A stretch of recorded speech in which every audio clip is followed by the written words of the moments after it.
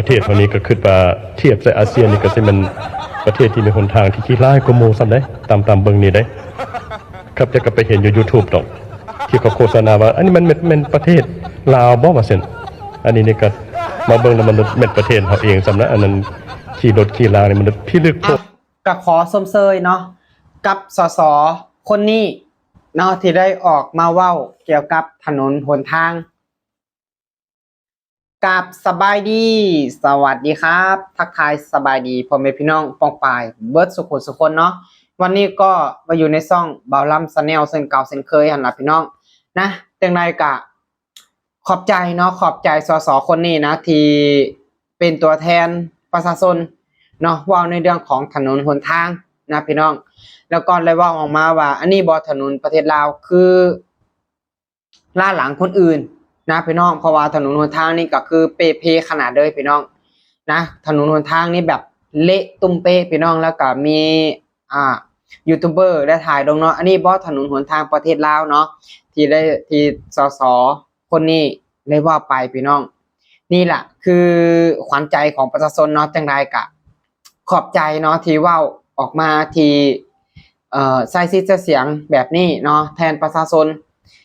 พี่น้องคนลาวเนาะกะขอบใจนะพี่น้องนี่แหละที่ประชาชนอยากว่าที่สุดนะหนึ่งมามันเป็นอย่างถนนหนทางมันถึงเปเพขนาดนี้เพราะว่ามันบ่มีเรื่องของกำหนดน้ำหนักบอกคือประเทศอื่นประเทศลาวเนี่ยไผใส่ได้สำไรก็ใส่ไปเต็มที่นะพี่น้องใส่ไปเต็มที่เลยรถบรรทุกโดยเฉพาะมาจากจีนมาจากเวียดนามนะแบบพ่วงนี่บ่ต้องว่าถึงเลยน้ำหนักมีแบบ60-70 ตันพุ่นล่ะใส่เท่าไรให้ใส่ไปเต็มที่บ่มีการควบคุมน้ำหนักไปเหยียบถนนหนทางกับเปเพเบิดนะถนนหนทางกับสุดลงนะเฮ็ดให้ถนนหนทางประเทศลาวนี่เปเพพอมันเปเพปุ๊บมันบ่มีการดูแลมันบ่มีการใส่ใจมันบ่มีการซ่อมแปลงแล้วเฮ็ดให้เป็นดุมเป็นบ่อต้องควบคุมจากจุดเริ่มต้นที่ถนนเฮ็ดให้ถนนทางมันเปเพมันเกิดมาจากไสเกิดมาจากรถบรรทุกถูกน้ำหนักเกินก็ต้องไปควบคุมเขาบังคับเขานี่ควรที่จะไปปรับกับตัวนี้เนี่ยนะควรที่จะไปปรับกับตัวนี้อันนี้ก็ขอฝากถึงเนาะกับตำรวจหลายๆนะพี่น้องกับตำรวจหลายๆคนเลยนะเป็นอย่างมาถึงผ่านได้ขนาดนี้เท็จจริงแล้วมันผิดกฎหมายอยู่นะแต่มันมีใต้โต๊ะกันเนาะมันมีใต้โต๊ะกันมันก็เลยแบบผ่านมาได้สบายเพราะว่าฮู้ดีกันนั่นแหละบ่อยากว่าหลายเนาะคนลาวอาจสิฮู้ดีด้วยแหละมันมีใต้โต๊ะกันมันก็เลยเฮ็ดแบบนี้ได้เรื่อยๆแล้วมันก็เกิดเป็นนิสัยนะมันก็เกิดเป็นนิสัยแล้วสุดท้ายเกิดความเสียหายเกิดความนั่นล่ะเกิดความเสียหายนั่นล่ะเฮ็ดให้ถนนหนทางของประเทศลาวเนี่ยเปเพนั่นล่ะพี่น้องสาเหตุมันเกิดจากตัวนั่นล่ะ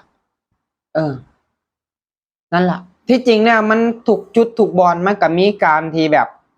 อันนั้นน้ำหนักคือกันควบคุมน้ำหนักแบบบ่ให้เกินเท่านั้นเท่านี้นี่แหละคือจุดสำคัญเลยของถนนจุดสำคัญเลยก็คือรถบรรทุกโดยเฉพาะรถบรรทุกมาจากเวียดมาจากจีน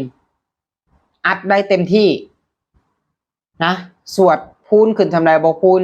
เห็นหลายนะรถมาจากจีนแต่ก็ยังผ่านได้เหยียบได้ทั่วประเทศลาวเพราะว่าอย่างมันกะนั่นน่ะที่เรียกว่าไปเมื่อกี้นี่แหละเป็นอย่างมันถึงผ่านไปได้เนาะแต่กับคนลาวเองมันต่างกันบาทนี่นะพอประชาชนว้าวแน่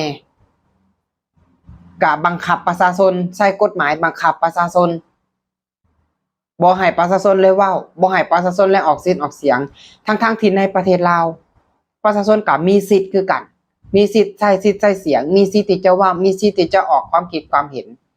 อันใดมันบ่ถูกบ่ต้องอันใดมันบ่จบบ่งามประชาชนก็เว้านะเพราะว่าพื้นแผ่นดินนั่นประเทศนั่นก็เป็นของประชาชนคือกันบ่ได้แม่นของพวกมีอำนาจเนาะ บ่ได้แม่นว่าของพวกที่แบบมีกฎหมายในมือได้อยากเฮ็ดหยังก็ได้เนาะเห็นหลายที่ผ่านมา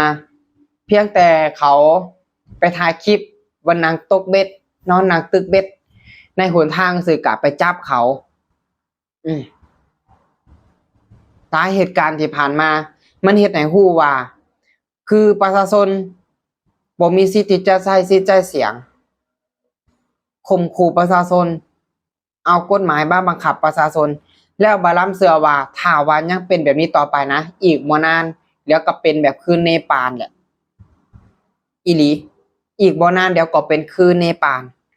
เพราะว่าความอดทนของคนมันก็มีขีดจำกัดคือกันเนาะบาลัมก็บ่อยากให้มันเป็นแบบนั้นหรอกแต่ถ้าว่าทาง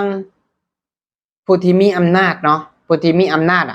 บ่อันนั้นเนี่ยพี่น้องเดี๋ยวมันก็เกิดแบบนั้นนะบ่ล้ำเสือเลยถ้าเป็นแบบนี้นะนี่แหละพี่น้องนะจังใดก็ขอบมกขอบใจเนาะกับสสคนนี้ที่ได้ออกมาเว้าออกมาความคิดความเห็นเนาะเป็นตัวแทนของประชาชนเลยเว้าออกไปเกี่ยวกับถนนหนทางเนาะการสัญจรไปมากันลำบากยามแล้งกับฝุ่นยามฝนกับน้ำเนาะยามฝนกับน้ำตมโคลนไปมาทางใดก็ลำบากการสัญจรลำบากไปมาทางใดจากที่แบบรีบก็กลายเป็นบ่ได้รีบเนาะจากเป็นไวก็กลายเป็นซ่าเฮ็ดให้มันเสียหายแล้วแบบนี้บ่ว่าสิเป็นเรื่องของการท่องเที่ยวคือกันถ้าว่าเป็นถนนหนทางเป็นแบบนี้บ่มีผู้ใดอยากไปเที่ยวในประเทศลาวแน่นอนนะในเมื่อบ่มีนักท่องเที่ยวเข้าไปแล้วสิเอาเงินได้ใช้มาหมุนเวียนในประเทศสิมาเก็บกำเอาตั้งแต่นำประชาชนมันก็เป็นไปบ่ได้ประชาชนตาดำๆหาเช้ากินค่ำก็ยังมาเก็บน้ำอีกอันนี้เก็บอยู่นะทุกวันนี้ยังเก็บอยู่เงินเดือนทหารก็ยังเก็บอยู่เก็บนำประชาชนไปให้ทหารแล้วทหารบางคนก็ใช้อำนาจมาข่มขู่ประชาชนนี่แหละพี่น้องในประเทศลาวนี่แหละเห็นแล้วนะพี่น้องเบิ่งแล้วฟังแล้วคิดเห็นกันแบบใดนะก็สามารถคอมเมนต์กันเข้ามาได้พี่น้องนะส่วนตัวบอรัมนี่ก็บ่ค่อยโอเคปานใดเนาะเกี่ยวกับทางอันนั้นแต่ว่าก็โอเคเกี่ยวกับสสคนนี้เว้านะโอเคเนาะแบบเป็นตัวแทนประชาชนที่ได้เว้าออกไปเนาะที่ได้สื่อออกไปเพราะว่าประชาชนก็ที่ฮู้หั่นล่ะเนาะบางทีก็ใช้สิทธิ์ใช้เสียงบ่ได้บ่มีสิทธิ์ที่จะเว้านะบ่มีสิทธิ์ที่จะเว้านี่แหละพี่น้องจังใดก็ขอมกขอบใจเนาะที่ติดตามรับชมคลิปสำหรับคลิปนี้บอลัมก็จะขอฝากกับเพียงเท่านี้เด้อ